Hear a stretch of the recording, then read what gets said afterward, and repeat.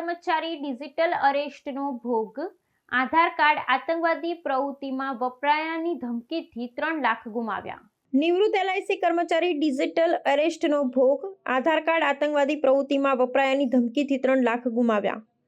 નિવૃત્ત LIC કર્મચારી digital અરેસ્ટના ભોગ બન્યા હોવાનો ચોંકાવનારો બનાવ સામે આવ્યો છે। ડિજિટલ માફિયાઓએ તેમના આધાર કાર્ડનો ઉપયોગ આતંકવાદી પ્રવૃત્તિઓમાં થયો હોવાનું કહી તેમને ડરાવ્યા હતા। માફિયાઓએ ફોન પર ધમકી આપી કે જો તેઓ તેમની માંગ મુજબ પૈસા નહીં આપે તો તેમને કાયદેસર કાર્યવાહીની જેલમાં મોકલવામાં આવશે।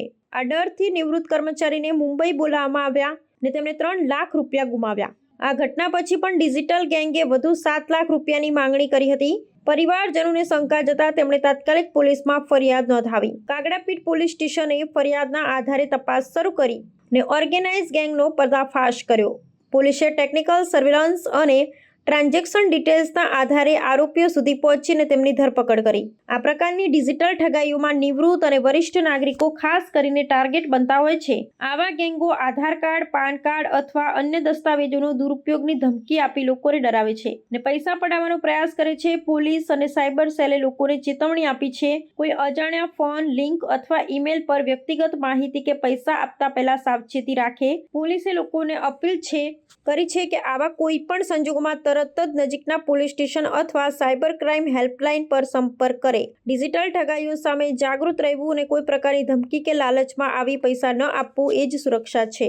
એરેસ્ટના ગુનાઓ સમગ્ર ભારતમાં ખૂબ વધી રહ્યા છે। તે અનુસંધાને એક કાગડાપીઠ પોલીસ સ્ટેશન વિસ્તારમાં જ એક વ્યક્તિને ફોન આવેલ હતો અને ફોનમાં તેઓએ પોતાની પહેચાન મુંબઈ પોલીસના અધિકારી તરીકે આપીને તેઓને તેવું ધમકાવ્યા હતા કે જે વ્યક્તિ છે તેનો આધાર કાર્ડનો ઉપયોગ ટેરરિસ્ટ એક્ટિવિટીઝમાં થયો છે અને એ એક્ટિવિટીઝને લીધે તેઓની ગુનેગાર પ્રવૃત્તિને લીધે તેઓને મુંબઈ પોલીસ અત્યારે રસ્તામાં છે તેને પકડવા આવી રહી છે।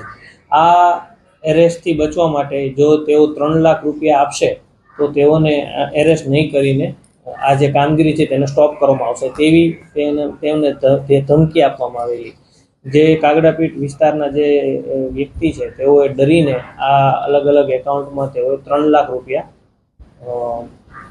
તે અજાણ્યા વ્યક્તિઓને આપ્યા હતા અને તેઓએ તાત્કાલિક 3 લાખ રૂપિયા આપ્યા પછી તેવું લાગ્યું કે તેમની સાથે સાયબર ફ્રોડ થયો છે। તાત્કાલિક તેઓએ કાગડાપીઠ પોલીસ સ્ટેશનનો સંપર્ક કરેલો, જે અનુસંધાને એક ગુનો દાખલ કરવામાં આવેલો, જેમાં BNSની કલમ 204, 308, 318 અને IT એક્ટની કલમ 66B અનુસંધાને ગુનો દાખલ કરીને આગળની તપાસ હાથ ધરવામાં આવેલી। જેમાં તાત્કાલિક જ જે આ ગુનામાં જે પૈસા ટ્રાન્સફર થયેલા હતા તેવા 2 વ્યક્તિના એકાઉન્ટમાં જેમાં ટ્રાન્સફર થયેલા, તાત્કાલિક કાગડાપીઠ પોલીસે કામગીરી કરીને આ બંને વ્યક્તિઓને એરેસ્ટ કરવામાં આવેલા છે। બંને વ્યક્તિના નામ છે શ્રવણભાઈ રણછોડભાઈ સાગરા, જેઓ રાણીપ વિસ્તારમાં રહે છે અમદાવાદના અને મૂળ મંડાર રાજસ્થાનના છે, અને બીજા વ્યક્તિ છે વિવેક ઉર્ફે કોકો સન ઓફ મહેશભાઈ રાઠોડ, તેઓ પણ રાણીપ વિસ્તારમાં રહે છે અને મૂળ લીંબોઈ મોડાસા સાબરકાંઠા વિસ્તારના છે। તો આ આખું જે એક ડિજિટલ એરેસ્ટના નામે તેઓને છેતરપિંડી અને ધમકાવીને જે પૈસા પડાવી લીધેલા હતા તે અનુસંધાને આ ગુનામાં જે આરોપી હતા તેઓને એરેસ્ટ કરીને કાગડાપીઠ પોલીસે એક સરાહનીય કામગીરી કરી છે।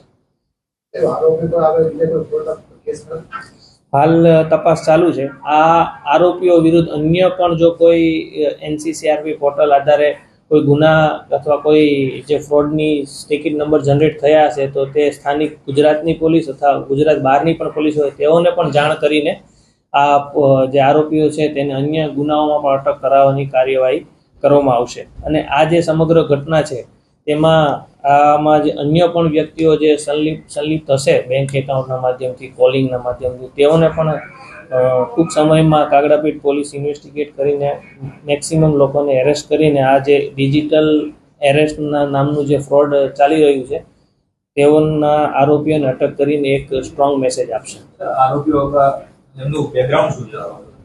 આરોપીઓ હાલ કોઈ ખાસ કામ કરી રહ્યા નથી, પરંતુ ક્યાંક ને ક્યાંક બેંક એકાઉન્ટ આપવાના જે આખા જે ફ્રોડ ચાલતું હોય છે તેનો એક ભાગ છે।